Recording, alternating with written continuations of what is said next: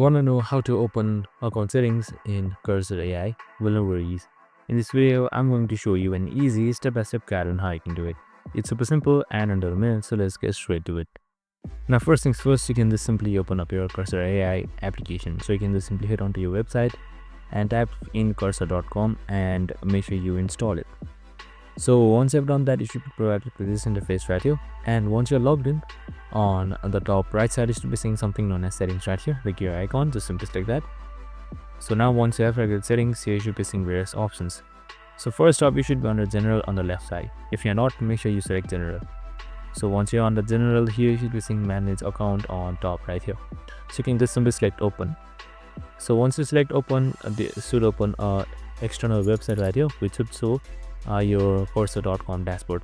And that's it. Super simple and easy. I hope this video helped. If it did, make sure to like, subscribe and tune in with us for more of these videos. See you in the next one.